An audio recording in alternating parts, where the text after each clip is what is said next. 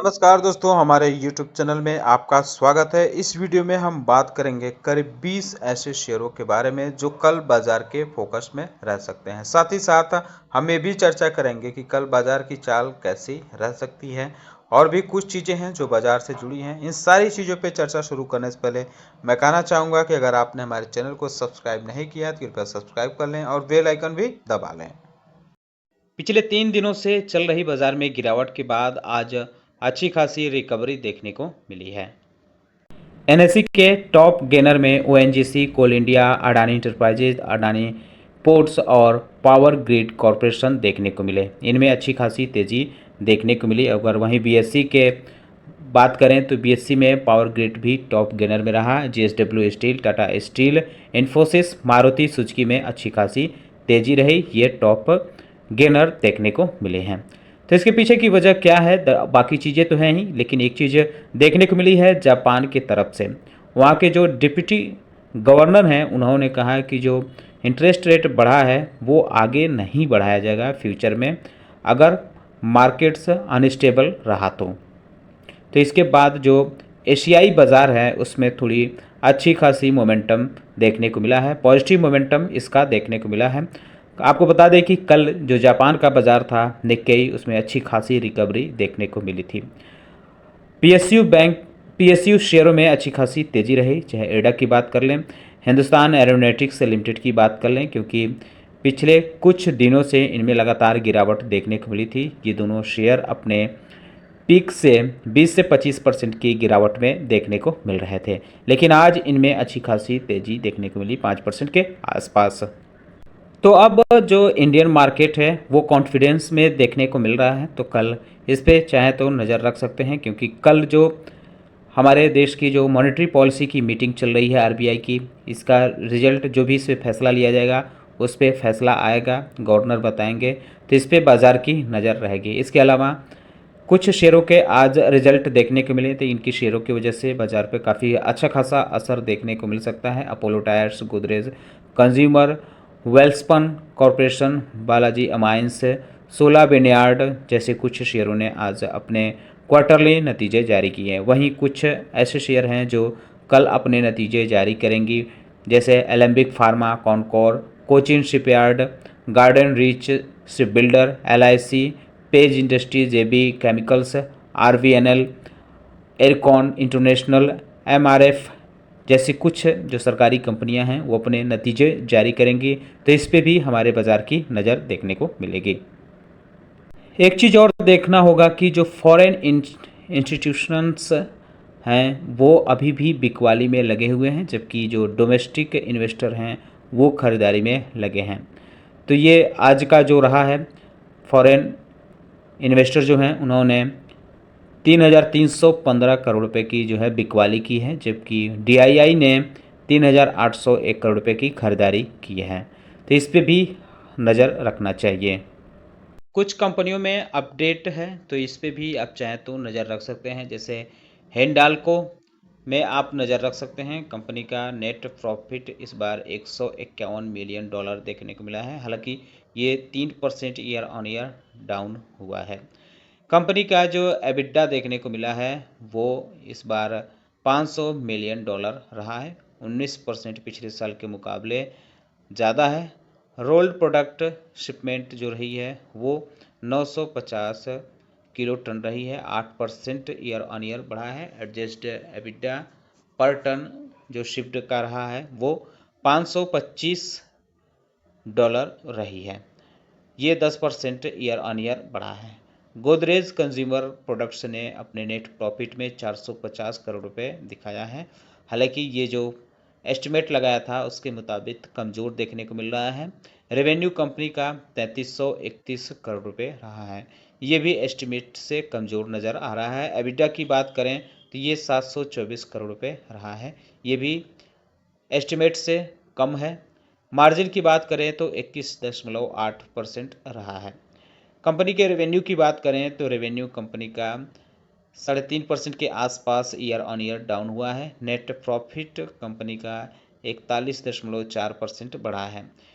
India के business जो है ऑर्गेनिक वॉल्यूम्स की बात करें तो ये 8% बढ़ा है, और रिपोर्टेड वॉल्यूम्स भी 10% बढ़ा है। इंडोनेशिया वॉल्यूम्स की बात करें तो ये 7% बढ़ा है। सेल्स जो है 11% बढ़ा है। कंस्टेंट करेंसी टर्म में अगर हम बात करें, अफ्रीका, यूएस और मिडल ईस्ट की जो ऑर्गेनिक सेल रही है वो 25% गिरी है रुपीज़ टर्म में। 10% कंस्टेंट करेंसी में ये गिरी है। लैटिन अमेरिका और सार्क सेल की बात करें तो 7% जो है बढ़ा है रुपीज़ टर्म में। 147% कंपनी का जो है कंस्टेंट करेंसी टर्म में देखने को मिली है। एंटरप्राइज केयर बिजनेस की बात करें तो भारत में ये गोदरेज पेट केयर जो रहा है, कंपनी ने 500 करोड़ रुपए अगले 5 साल में इन्वेस्ट करने का ऐलान किया है।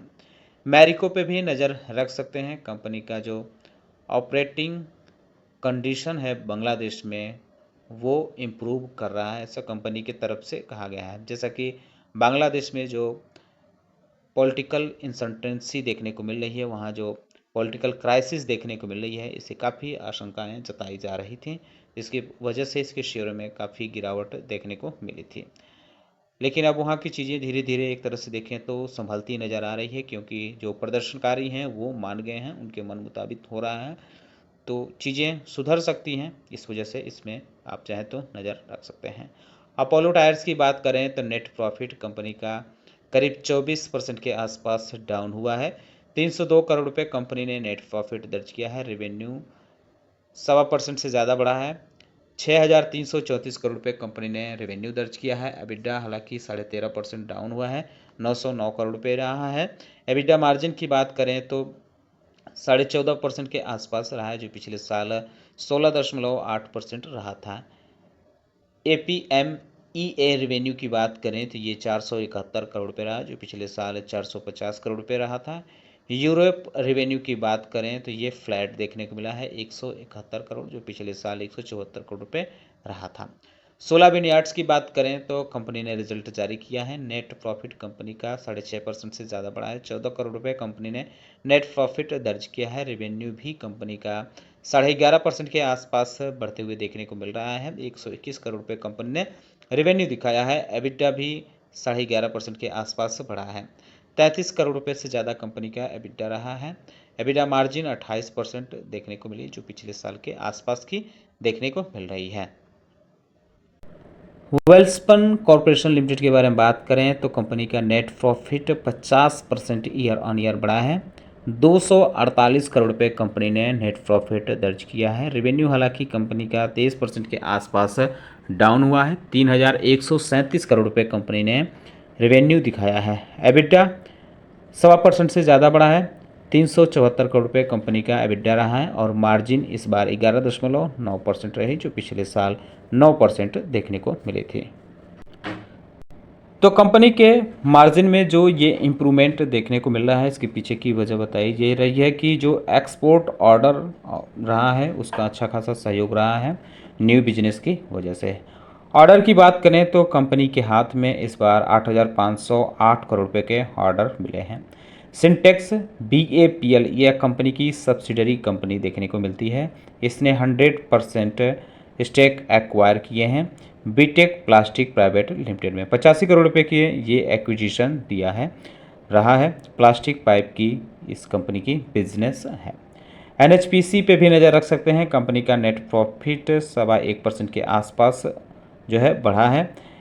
1108 करोड़ रुपये कंपनी ने नेट प्रॉफिट दिखाया है। रेवेन्यू कंपनी का हालांकि 2.25% के आसपास डाउन हुआ है। 2694 करोड़ रुपये कंपनी का रेवेन्यू रहा है इस बार के क्वार्टर में।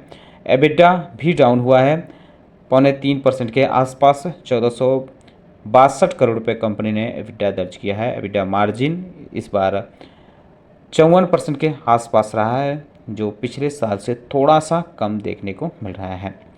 इसके अलावा अगर बात करें तो GMM पेफोडलर लिमिटेड पे भी नज़र रख सकते हैं। कंपनी का नेट प्रॉफिट 52% डाउन हुआ है ईयर ऑन ईयर। 23 करोड़ रुपये कंपनी ने नेट प्रॉफिट दिखाया है। रेवेन्यू भी डाउन हुआ है 14% के आसपास।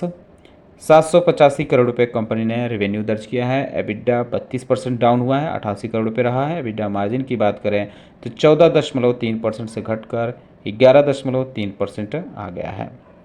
हालांकि जो ऑर्डर इनटेक रहा है वो काफ़ी मजबूत देखने को मिला है। 882 करोड़ रुपए कंपनी ने ये ऑर्डर इस बार बुक किया है। ये 8 क्वार्टर में सबसे हाईएस्ट देखने को मिल रहा है।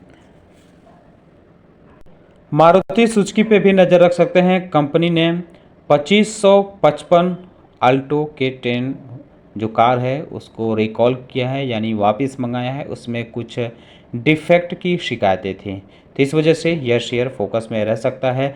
LIC की बात करेंगे तो LIC ने क्लियरिफाई किया है एक रिपोर्ट में, जिसमें दरअसल एक खबर देखने को मिली थी कि जो सरकार है वो 5% स्टेक कम करने वाली है इस कंपनी में अगले फाइनेंशियल ईयर 2025 में। तो इसमें क्लेरिफिकेशन देखने को मिला है LIC का। उसने बताया है कि ये इनकरेक्ट यानी गलत रिपोर्ट है। SBI पे भी नज़र रख सकते हैं। डिपार्टमेंट ऑफ फाइनेंशियल सर्विसेज ने इसमें अपॉइंट किया है CS शेट्टी को चेयरमैन जो बैंक के रहेंगे। अगले 3 साल के लिए ये चेयरमैन बनाए गए हैं। 28 अगस्त से ये इफेक्टिव होगा। फोनेक्स मिल्स लिमिटेड पे भी नज़र रख सकते हैं। कंपनी की एक यूनिट देखने को मिलती है एस्ट्रिया रियल एस्टेट। तो इसने एस्ट्रिया रियल एस्टेट के 5 लैंड ओनिंग एंटिटी को जो है एक्वायर किया है। ये 370 करोड़ रुपए में एक्विजिशन देखने को मिला है। उसने कोयम्बटूर में ये एंटिटी है, इसको एक्वायर करते हुए देखने को मिला है।